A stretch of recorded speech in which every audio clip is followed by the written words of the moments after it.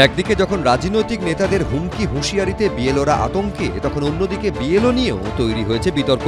স্থায়ী কর্মী না থাকা সত্ত্বেও চুক্তিভিত্তিক কর্মীদের বিএলওর দায়িত্ব দেবার অভিযোগ তুলেছে বিজেপি।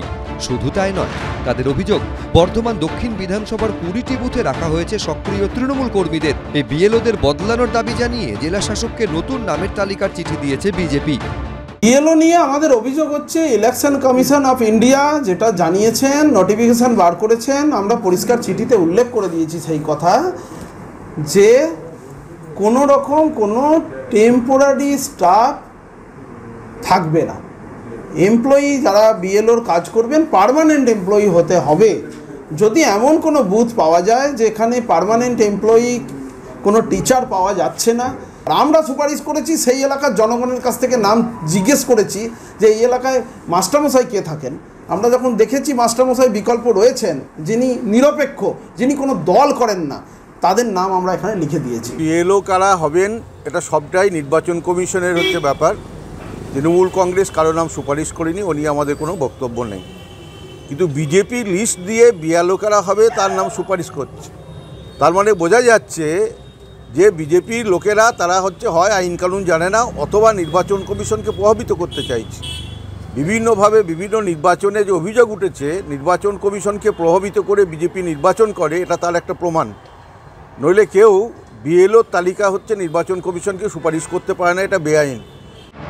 এর আগে বিজেপির তোলা অভিযোগের ভিত্তিতে বিতর্কে জড়ান বর্ধমান পুরসভার 23 নম্বর ওয়ার্ডের রথতলা এলাকার 166 নম্বর বুথের বিএলও ষষ্ঠী কোড়া। সোশ্যাল মিডিয়ায় এই ভিডিও সামনে এনে বিজেপি অভিযোগ করে ষষ্ঠী কোড়া সক্রিয় তৃণমূল কর্মী, শাসক দলের বুথ এজেন্ট। ষষ্ঠী কোড়াকে বিএলও পদ থেকে অপসারণের দাবি জানিয়ে প্রশাসনের বিভিন্ন স্তরে অভিযোগ জানিয়েছে বিজেপি। এবার জেলা শাসককে পাঠানো নামের তালিকাতেও রয়েছে তার নাম।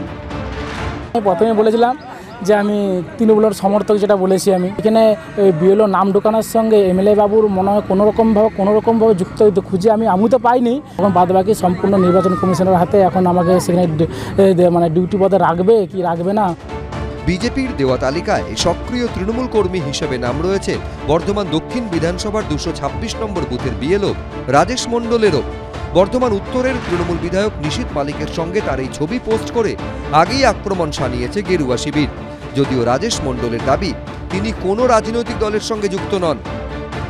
এসডিও অফিসে নিজে যাই এবং মৌখিকভাবে, এবং আমি সেখানে এসডিও স্যারকে আমি দিয়ে আসি যে এরকম আমার বিরুদ্ধে দেখুন এরকম সোশ্যাল মিডিয়া একটা অ্যালিগেশন এসছে এই ব্যাপার, তো তাহলে আমি স্বচ্ছভাবে তো তাহলে এটা কাজটা করতে পারবো না। যে আমি যাই কাজ করি না কেন সেখানে একটা আঙুল উঠবে, আপনারা প্লিজ কাইন্ডলি আমাকে বিএলও ডিউটি থেকে অব্যাহত দিন। আমি বললাম দেখুন 2022 সালের একটা ফটো, আমি কোনো রাজনৈতিক দলই করি না।